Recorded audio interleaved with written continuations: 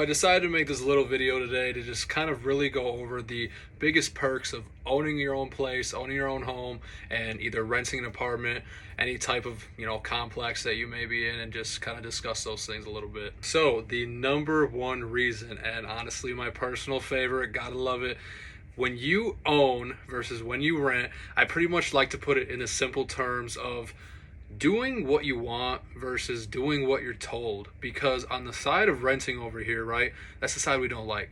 That's not the side we want to be on.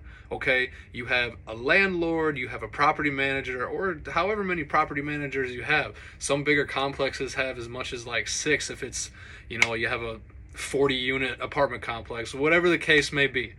So when you're thinking about it in that way, you have people making rules for you when you sign your lease and you sign a contract, because it is not your own place. Again, you're just leasing it from someone and it is not fully yours. They're going to give you rules. They're going to say, hey, you either can't have pets in here, or you can't smoke in here, you can't do this, you can't be loud past this time, you can't have X amount of people in here, you can't do this, all this other stuff, right? Why do you want to deal with that? And so again, going back to that side of owning, which this is the side of the spectrum you want to be on, right? Of course, it sounds better than renting already at this point.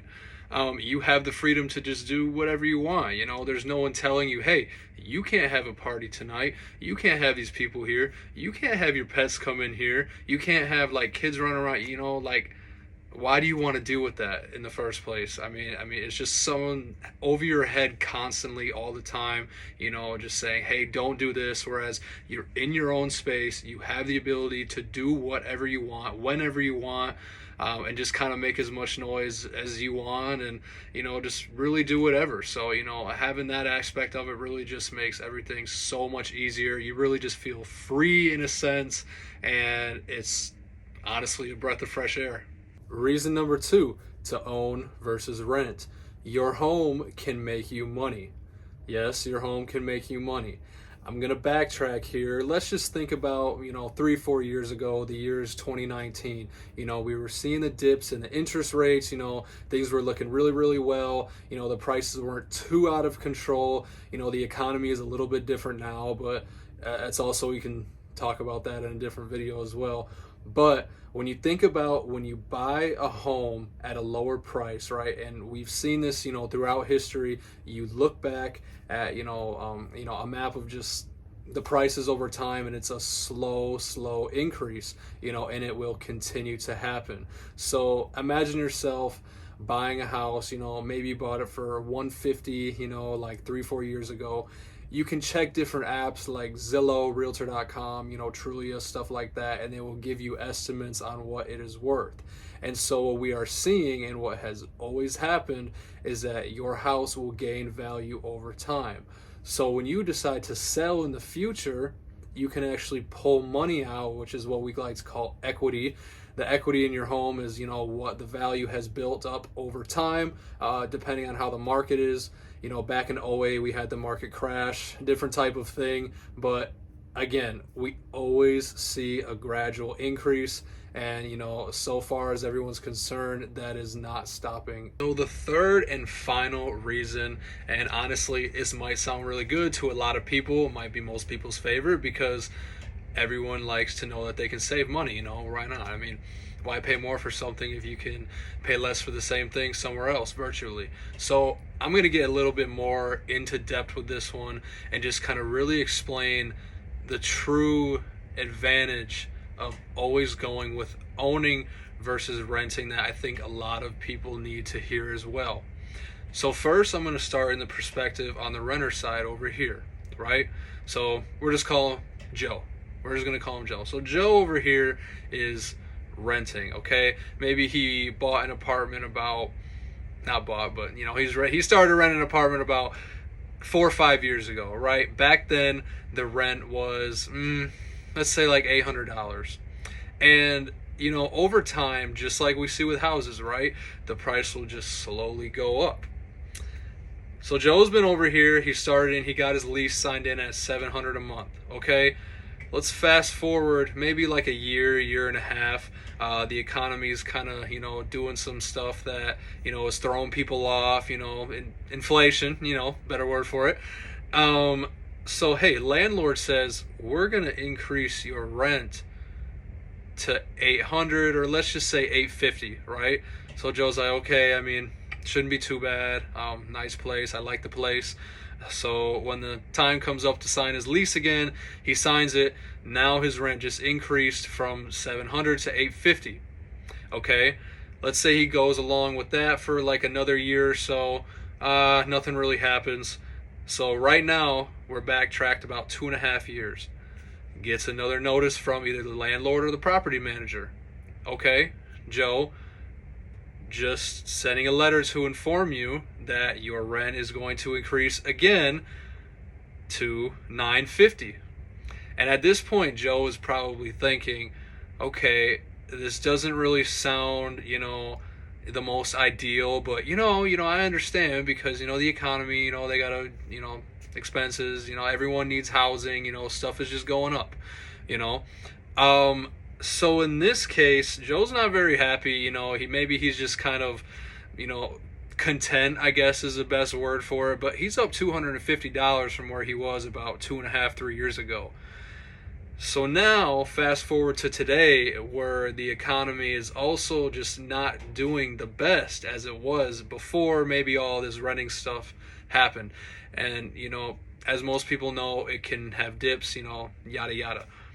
But now, at this point, maybe he even got another increase as well, because apartments will do this to you. They will make you sign a lease, but there is no guarantee that they will not up their rent over time. And I see a lot of people that get stuck in this trap.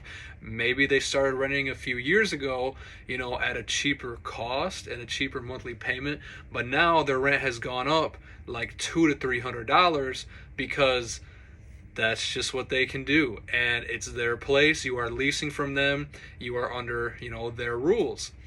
So when you think about the perspective of a buyer, right? And again, I'm going to backtrack to him in just a second. When you go and get a mortgage, right, it's going to be FHA, conventional, MSHA, again, another video.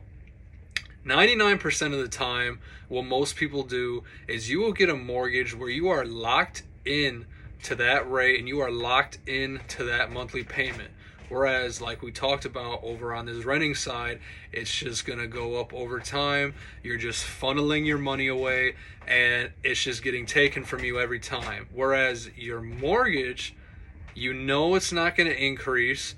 You're going to gain the value over time. And when the value does increase and you guys want to sell, then you can just pull the equity out of that house. But as far as the pricing goes, it has gotten so bad these days to where, if you can get approved and you have good credit and, it's a decent price home, maybe you have a cosigner, whatever the deal may be, all things aside, we're starting to see that rent is so high in some places, as much, averaging between like $1,200 to $2,000 a month, again, depending on the area. But as you see as well, most mortgage payments, depending on the interest rate as well, and we can talk about buy downs and all that stuff at different time. But when you have a solid payment that is the exact same as rent prices that are increasing over time, and you know that they are increasing, it is just best to get out of that situation. Try to get approved. Anything you can do, just take the time to do it, because you will save yourself so much time and money as well. Because why would you want to keep paying for a place that is increasing your rent versus, a place that you have that's your own, all the things that we said before, all the perks, where it is just a solid payment over the 15 or 30 years. More likely than not, it's 30-year. But honestly, in my opinion, that is just, after hearing that and, knowing that information, it is just really the way to go, and why I have always just thought that renting places has, not been a scam, but, it can really just mess some people up financially and ruin some things if they got some stuff brewing.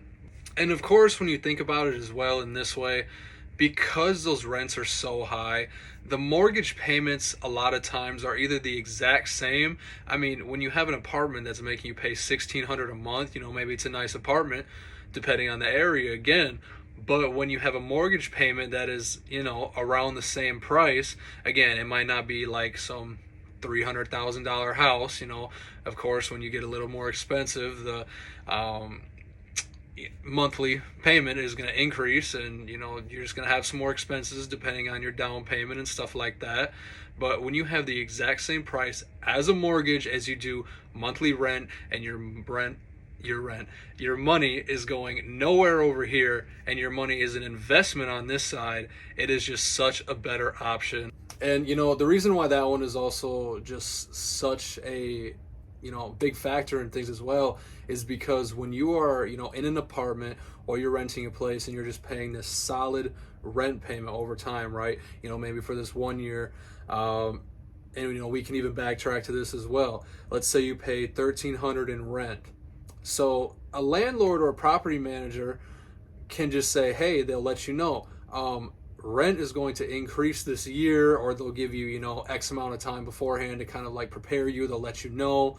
Normally it's like around the time when your lease is going to be renewed, because, if you're locked in for a price or a rate on your lease, I mean, if it's signed, they're not really going to break that. So again, it's on the renewal. But I mean, people who rent, I mean, they experience this all the time. You'll get a notice that your rent is going to be increased, and some people just cannot afford it. Which, on the other hand, with owning the home, depending on the type of loan you get, and again, different video, but 99% of the time when you are going with, your mortgage loan, they will lock you in at that rate, depending on what the current interest rate is, and you're not going to get the ups and downs if, you're choosing to go the way of, a conventional FHA, all that stuff. But again, different video. One last thing I will add as well, and I don't think enough people talk about this, and it's been on the past cycle for, if you look at the past 5 years or so and what's happened to the economy, and just how things are and how things just keep going so up. For example, McChickens are almost $2 now, sometimes even more in some states, depending on your area. But everything we just see is super expensive here in the US, and it's just up on the incline. And so what we're really fearing is going to happen, and not talking about like, one day we're going to be so overpopulated, in certain parts of the US. I'm going to use the state of California here as a great example, because when you look at other parts of the country compared to places like that, maybe even like Florida I'll even use, but I'm going to stick with California. You look at a 3-bed, 2-bath in California, anywhere near Los Angeles, San Francisco, any like big city like that, they're going upwards of $700,000 to $1 million plus. And that is not for anything, too fancy considered, like really nice real estate, stuff like that. Whereas you look at Kentucky, like maybe southern states, western states, even here in Michigan, outside of Grand Rapids, a house like that, depending on the condition, is about 200 to 300,000 in that range. And again, depending on your area, but you can just see, when people think about how many people we're going to have, just populating the US in the future, and the way things are going and how the prices are just going to be affected by that, it really is just something to think about. Because the way that things are going and the way that people are getting trapped in these apartments and these rentals and never really getting into their own place early is going to stop them from ever owning a place, because the prices will get so expensive so fast. People aren't going to know what hit them, and pretty soon only the really wealthy will be able to afford homes. And that is exactly what we've seen these past 5 to 6 years. Things have just been going up. And again, the market does fluctuate, but over time, as everyone knows, there is a constant increase over time. And just to reiterate, these are my top 3 examples, reasons why you should always buy over rent.